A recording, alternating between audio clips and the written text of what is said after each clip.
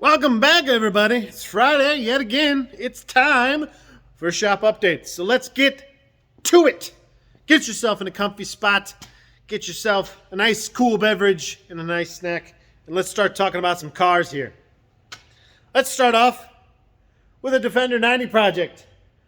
We've got a little bit of progress on it. I, however, was a little bit under the weather this week. I was out for almost 3 days. Really kind of wasn't even helpful on the fourth day. So I was kind of just a bump in the road for progress this week. But Christian did do a lot of work on this thing this week. As I said in the last video, we had a little bit of a problem with the running of it.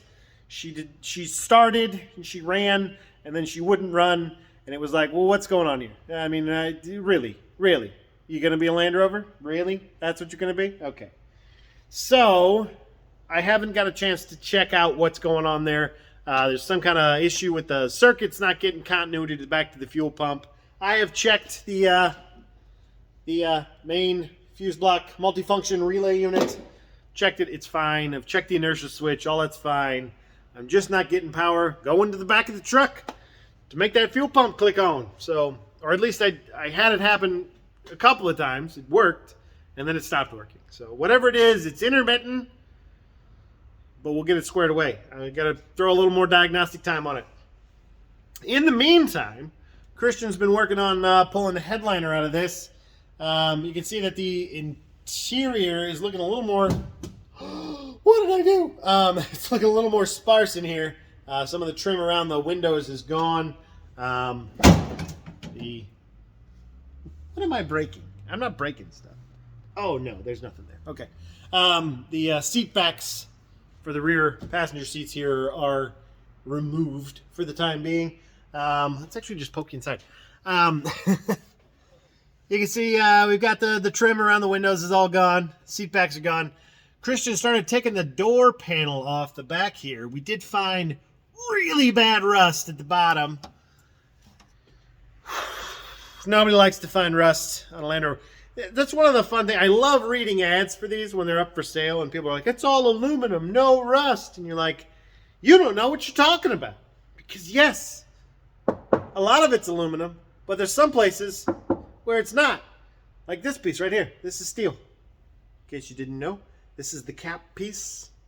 The cap piece. I digress. There's a lot of steel parts on here that do rust out, and you want to make sure you take care of them. Inner doors, the interior structure of the door is made out of steel. Those do rust. Your bulkhead, or your firewall, as you want to call it, this is also made out of steel. It does rust. You want to make sure you nip that kind of crap in the butt. In the butt. I don't know. It's one of those. We'd have to talk to Red Fox to figure out which one it is. I'm rambling.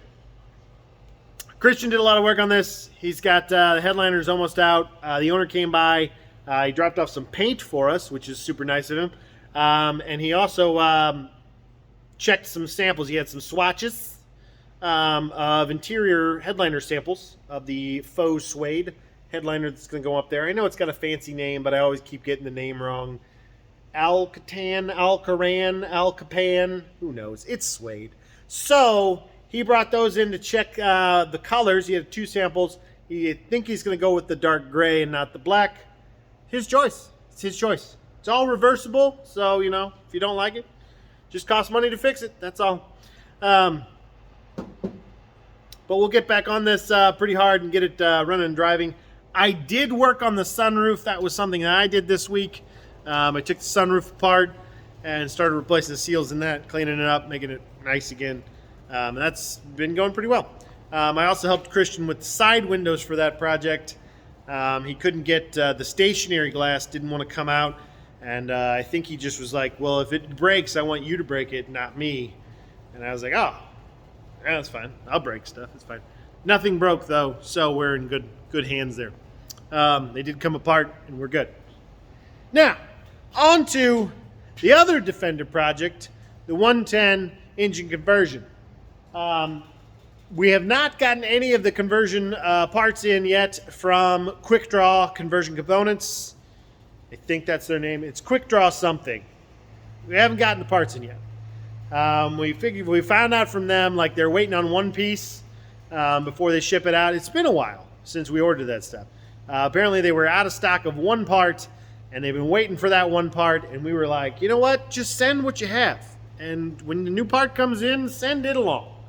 We cannot wait. We got stuff to do. So, parts are on the way for that here soon. Hopefully next week, I'm hoping. Because I've unboxed the engine. This had a big cardboard box around it.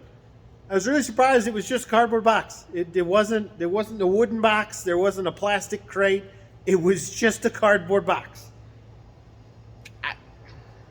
If it works, I guess. I don't know. It seems dangerous to me. Anyway, it's pretty. It's new. It's shiny. It smells new. If you had smell-o-vision, you would be able to smell this. It smells new. Everything's all shiny. All the fasteners are still pristine.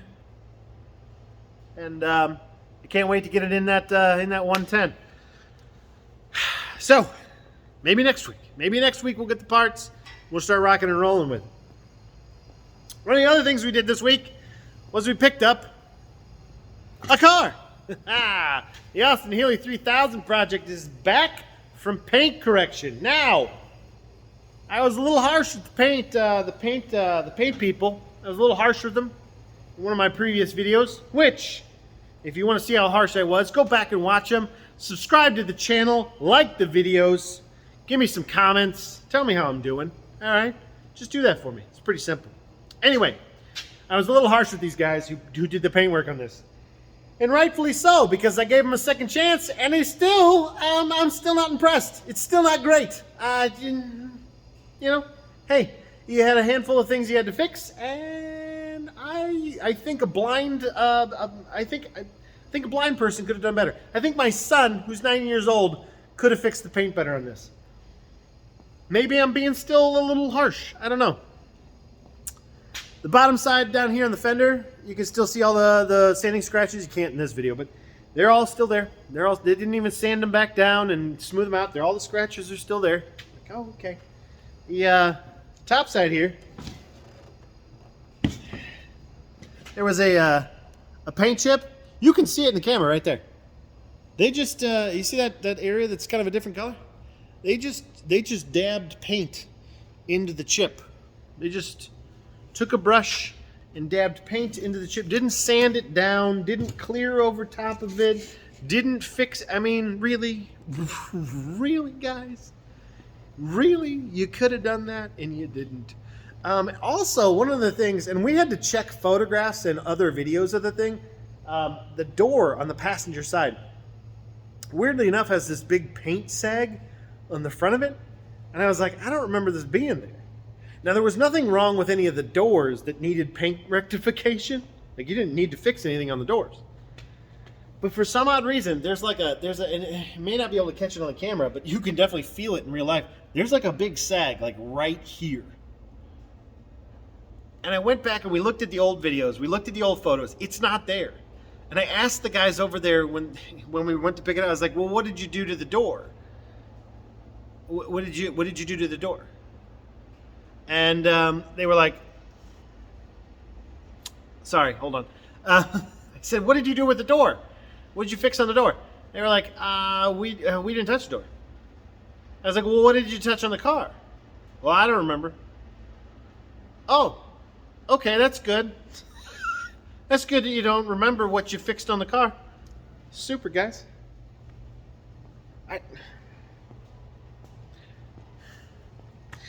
Anyway, we cut our losses. We're licking our wounds.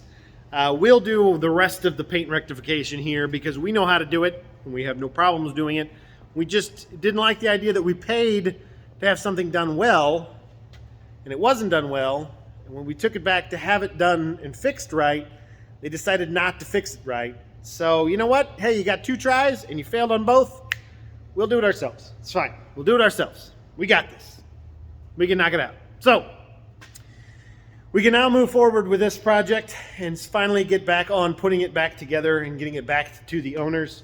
I believe we have primer on the way for this. We haven't done color samples yet. We haven't ordered up any of that color sample stuff yet, but I believe we have primer on the way for this. I don't know that for a fact. And I've started listing some Austin Healey parts up on, or some parts from Arkansas, from the Arkansas trip. I'm a little scatterbrained, okay? I'm on medicine. I'm not doing well. I started listing some Austin Healey parts, some Triumph parts that we pulled from Arkansas. They're up. If you guys need anything that's for an Austin Healey or a Triumph, just let me know, because I probably have it. Probably have it, and I need to start getting that stuff moved along. So anyway, that rambling of craziness that you just heard is an update. And I thank you for watching it. I will see you all next week on Friday yet again. And I hope you have a great weekend, and I hope you have a great week. See ya. Bye.